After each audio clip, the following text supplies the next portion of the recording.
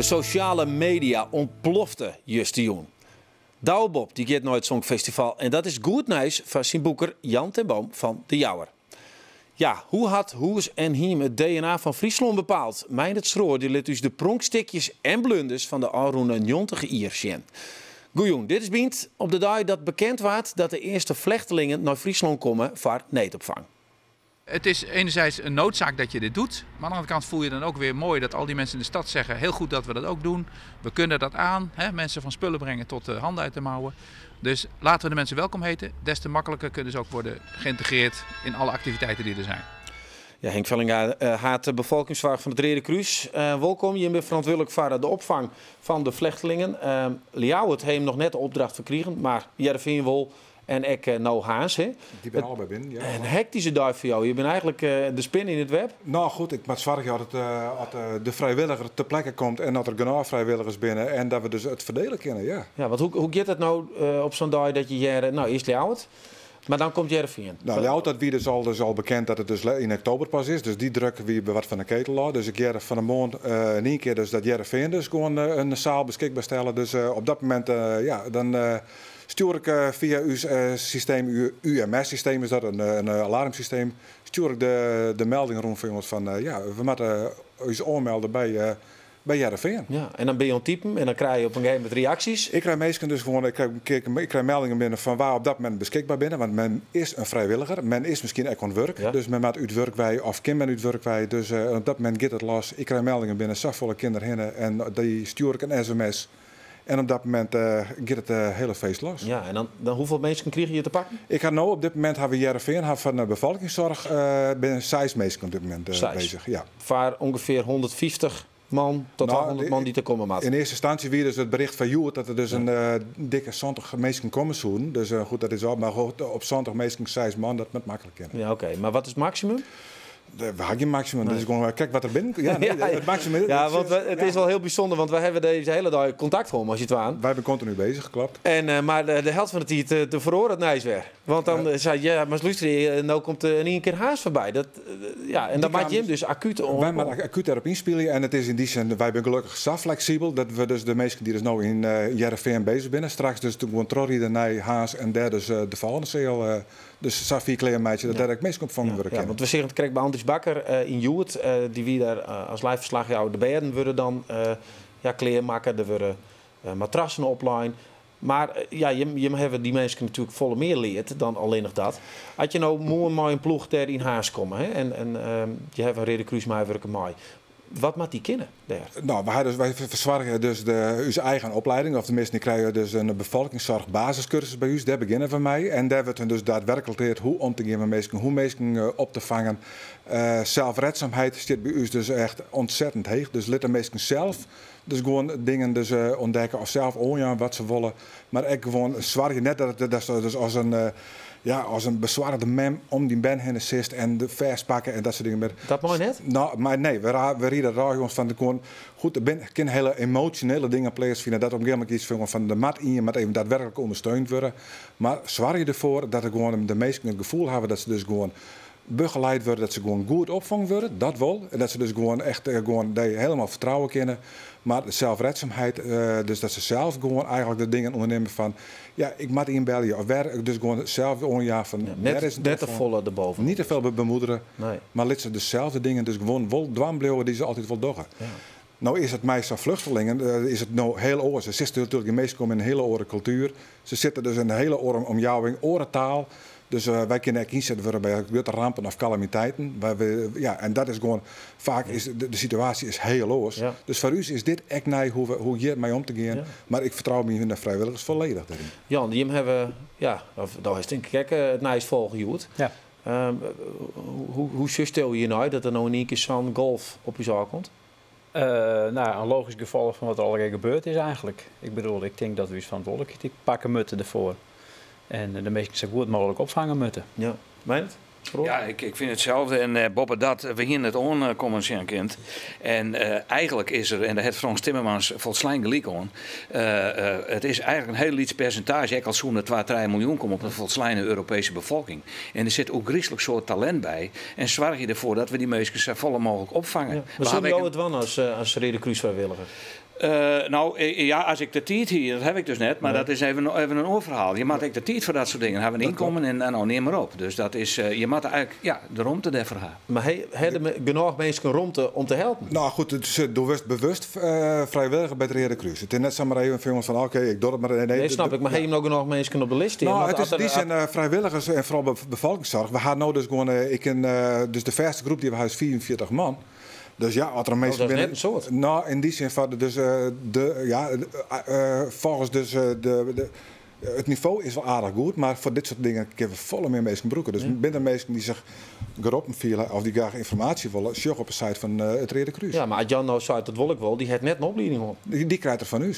Maar dat kan net zo rap meer. Dat kan net rap, dus hij stelde in die zin aan alle meesten. Dus eens keer nog via Ready to Help. Dat is waarschijnlijk ook wel bekend bij de meesten. Kist dus no onjaan als vrijwilliger wat er in Drachten gebeurt op van kistontwerk. Maar hoe doe je dat dan? Ga je dan maar een ervaren Rode Kruis mee? Als wij dus daadwerkelijk als het gericht bij bevolkingszorg worst en hij heeft dus die opleiding nog net, dan kunnen we daar dus samen met iemand die dus de cursus al die in had, gewoon dat ze dus in een team samenwerken en van de praktijk leert het meest. Ja. Dus dat de meesten dus op die manier mij rennen. Maar het is gewoon als die onmeldt als vrijwillige bevolkingszorg, dan krijgen we echt heel snel dus de cursus niet volgen op bevolkingszorg, EHBO-cursus volledig, die krijgen ze dus ook.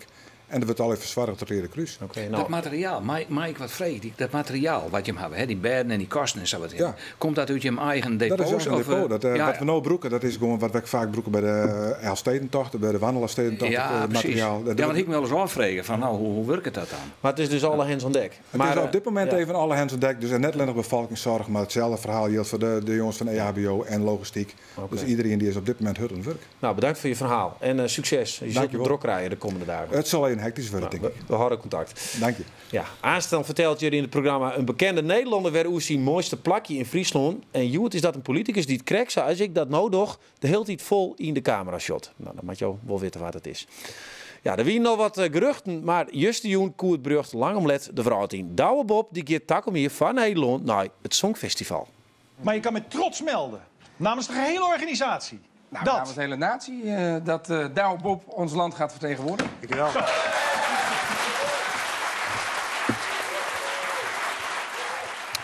Ja, dat is dan goed nieuws voor Douwe Bob. Maar ik, voor Jan, voor jou, want Jan, dat is zijn boeker. Ja. Wat doe je dan? Ik zorg voor zijn shows in het hele land. Dus dat binnen festivals, de clubshows, neem maar op. Ja, dus dat is een spreekwoordelijke kaching? Van de kassa? Nou ja, het is worst. Er komen natuurlijk een heleboel aanvragen. Dus hij zit de komende jaar zit hij wel garant, ja. Dit wie al langer bekend, of net? Ja. En dan kun je daar dus net over vertellen. Kan je net op praten. Hoe lastig is dat? Dat is, het valt best wel mee, gewoon net door hebben. Nee, maar ja, er zit wel... Ik bedoel, met alle respect, daar heeft Tim Knol onder de tangerines in die stal, zodat je dat ze kennen. Maar ja, dit wordt wel heel grut. Hier zie je 1 miljoen mensen. Ja, dat is... en of je er nou helemaal niks van bakt of net, gebeurt al. Het gebeurt wel, ja. Ja, nee, tuurlijk. Dat is heel bijzonder. Ik bedoel, het is iets wat eigenlijk net in die holle zit dat een artiest van die ooit aan een dergelijk festival meedoen zal. Is dat? Ik bedoel, het zit ik net in de hoek best normaal is te werken. Dus het is toen dat begon te spelen, toen hier wel iets van oké, dat ken dus ik nog. Maar ik heb begrepen dat Vliene hier, dat er echt al sprake van die en dat je hem dat chin houden heeft zelf. Ja, nou, je zei verder van sowieso iets. Eerst moest het naar je album ouw en we moeten eerst nog dat hele traject erin van een album, de singles en de shows, de clubshows en de festivals. En dit is een beter moment gewoon, want het album heeft nou al een heleboel van zijn werk ding. Ja, het is een geweldige simmerit, hoor. Ja, absoluut, ja. En een nummer 1 album. Ja. Dus, Hey, ken je hem, Douwe Bob? Ik hier de naam wel eens jet, maar ik hier er nog verder geen gevoel of tension bij. Nou, zullen we die tension dan even oproepen? Ja, laten we dat doen. Dat kan. These are bittersweet days, and it's hard if you don't know, child. These are bittersweet days. As we talk about life, you may think that her love is gone, but you'll find it still strong. Zonder band, hè, dit? Ja, prachtig. Ja, zonder band. Ja. Maar nou, daar heeft hij het ook mooi hel in bij de beste singer-songwriter.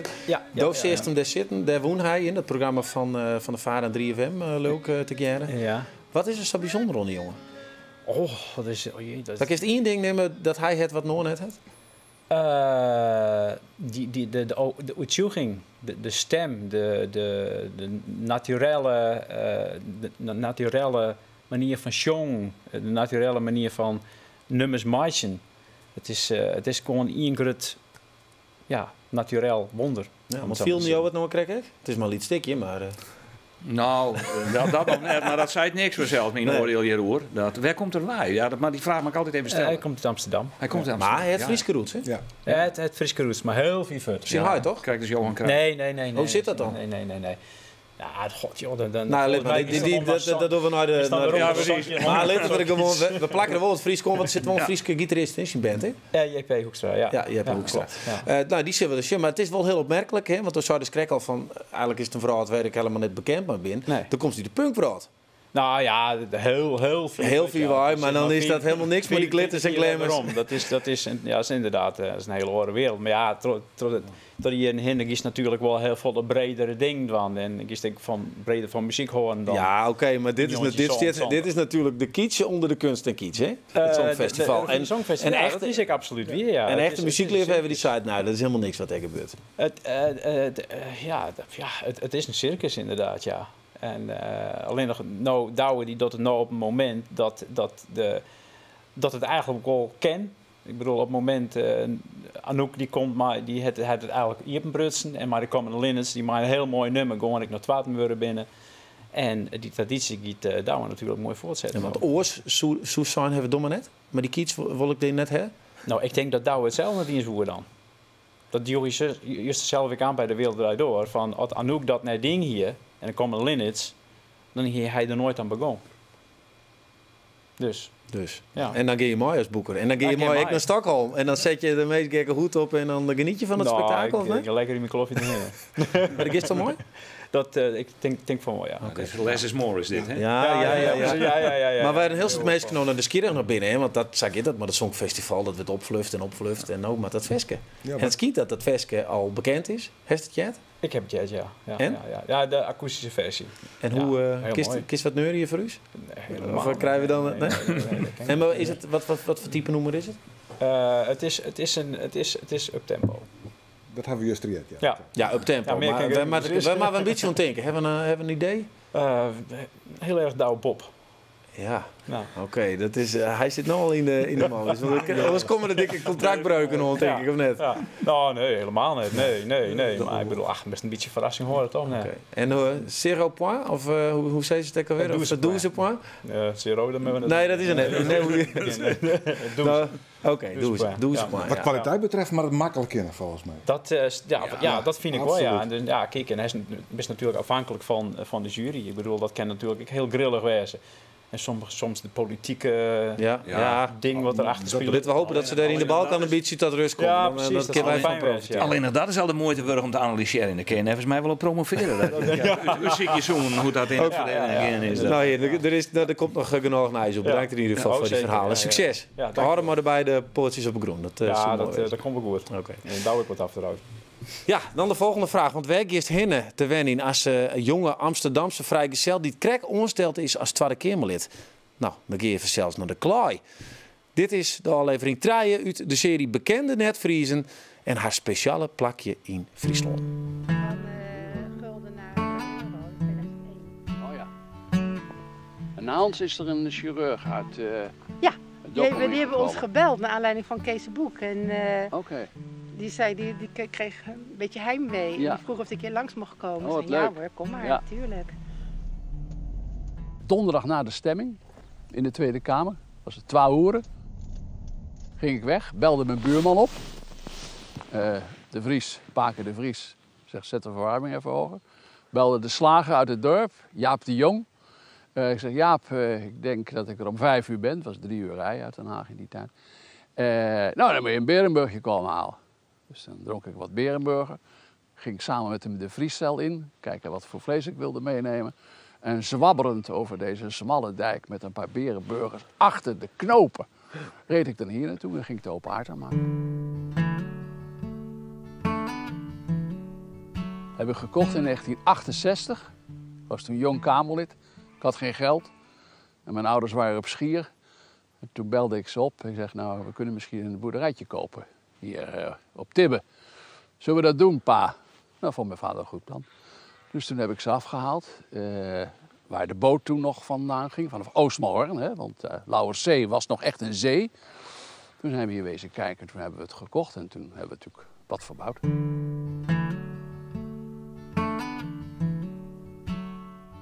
Het is een van de mooiste huizen die ik ooit gehad heb. Het is klein. Het is helemaal op de vlakte. En de eerste winter, zal ik ook nooit vergeten, dat ik hier was. Ik denk, wat hoor ik nu? Was het 5 uur 's ochtends. En toen kwam in het duister vanaf het dorp, kwam de jeugdharmonie uit E een aubade brengen. Christliedjes zingen. Nou, dat was toch fantastisch. Dus mijn moeder, die er toen ook was, die heeft een enorme pan chocolademelk gemaakt. En zo verder. En hier hebben heel veel mensen ook gelogeerd. Ook Kamerleden als Hans van Mierlo en Ed van Tijn. Allemaal op zolder. En daar hebben we van alles bedacht. Het is een huis vol mooie herinneringen. Ja, dus ik ben hier nou vast 21 jaar. Dus ik voel mij wel een jubbegaastig. Ja. Ja, het was net vriezen over het gebouw wat zij kennelijk het mooiste vinden. Maar ja, dat is de vraag die we nou behandelen. Wat is nou een mooi gebouw en wat is nou net een mooi gebouw? Al 90 hier bepaalt hoe ze hier met onzicht van Friesland. En Meindert Schroor die doekte in de skeertnis van de organisatie en maakte daar dit boekje hoor. Bevochten schoonheid. Het is een essay. Schroor, welkom. Net een onderwerp discutabel als hoe ze hier. Ik heb op een soort Jiddischfeestje zitten. De mensen echt, van alles en nog wat uitmaken. Dictatoriaal bewindvirus. Ja. Is dat weer? Klopt dat? Nee, dat valt enorm mooi. Dat wie voor mij een eye-opener om het samen te zeggen. Als je erin doet, dan dit soort kritiek is al van een meer te woon wie dat zeg maar verbonden aan de provinciale Friese schoonheidscommissie. Nou, de voorzitter van Hoes en hier. En toch blijken dat zij ontiegelijk efficiënt werken. Want meestens wie het zei dat binnen een week, na het inzien van het advies, dat er ik voortdurend diezelfde weken nog hoe oordelen waren. Daar waren er vanzelfs wel eens dingen aangeweest. En dat joeg dan wel eens wat vertraging en zo wat in. Maar in principe wie het zei, en vooral in die eerste jaren, in een praatwoordenperiode, 1924 nog 1940, hierin ze echt heel duidelijk een opvoedende taak. Dus ze gingen zelf ik wel eens plannen die ze zelf op een nij eventjes wat onpasten. En zo, om maar te zorgen dat het wat beter in het schoonheidsideaal paste. En tegelijkertijd dat architecten tegelijkertijd zeg maar wat beter haar aan de voorschriften houden. Maar de vraag is dus, is Friesland mooi worden erop of is Friesland net mooi worden erop? Die kunnen we beantwoorden onder PFA-beelden, die hebben we er even uitgepikt. En dan, dat is natuurlijk altijd mooi. Je zei zelf, ik kies er even hier nu die ik net mooi vind. Hij zit er achter. Ja, nee, ontrunnen. Nou mag je net, nou mag je gewoon lekker eerlijk bij zijn. En dit is hem, christelijk. Het mooie glazen gebouw, als je er voorbij rijdt, dan flikkert het je in de eigen, maar de zinnen erop. Ja, wat is hier nou net mooi hoor?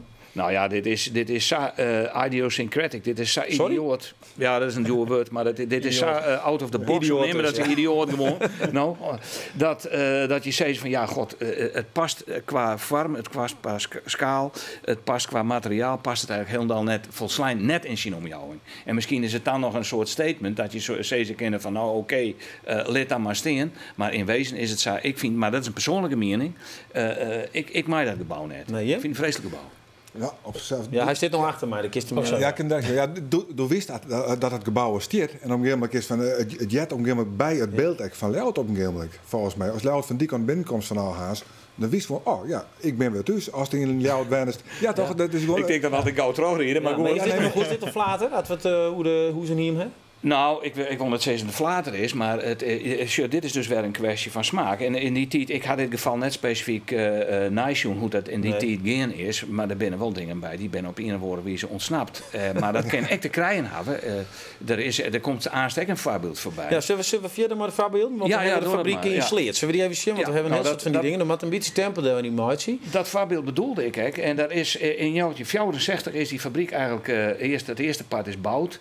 En dat wie een soort van mastodont, een heel groot gebouw in dat Lietse dorp. En dat waard in 10 jaar later uitwaaide. En een ontiegelijke dag omheen, de monumentenzorg en zo wat heen. En de Skwanitscommissie weer in de poer op Tjen om het zat te doen. Qua schaal en qua materiaalgebruik. Maar de bevolking van Sleert, die weer er hartstikke voor. Want dat is wel gelegenheid. En dan kun je wel een paar van die geleerden en orenfiguren hebben. Die dus zeggen van het maat zo. Maar die kachel die maat branden. En joh, hebben we geld nodig. En dus is het uiteindelijk de dag terugkwam. Ja, terug de bevolking dus. Ja, in feite terug druk van de bevolking. Okay. Ja. Nou even, want we doen net alleen nog negatieve dingen. Hè? We hebben een oren. Omschreeuw maar. Ja. Dit. Ja. Past er precies in. Het tempeltje van dit Welslap. Ja, die jouwt precies om. Nou, dat het te krijgen maar de rompelijkheid. Je kent het terug in de Sjen. Het jouwt voortendagelijks on. Het accentueert de onwijzigheid van die dik. En je kent het van grote afstand Sjen. In dat Iepenlandschap.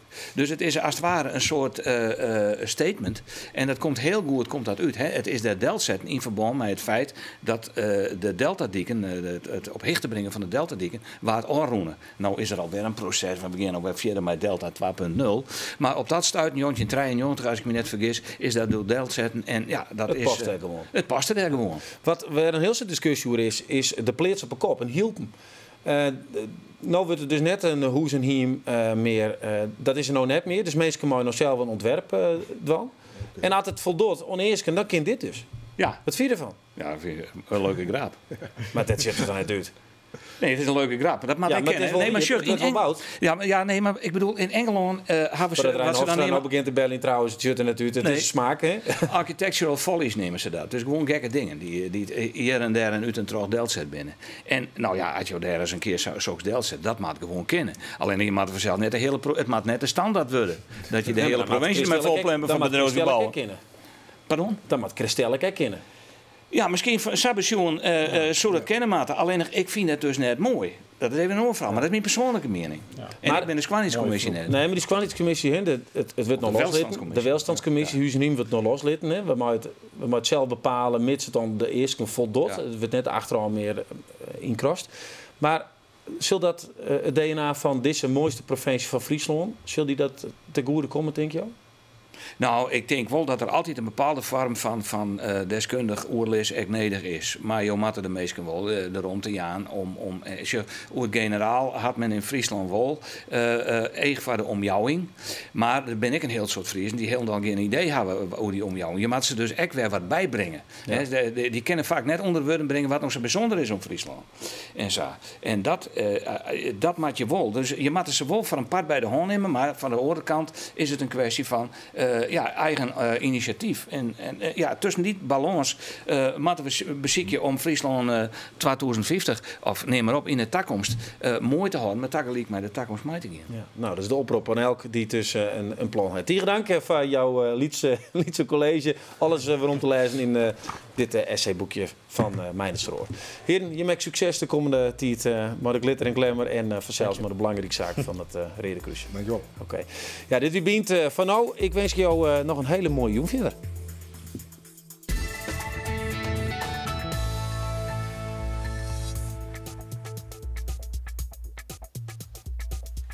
Mooi beet!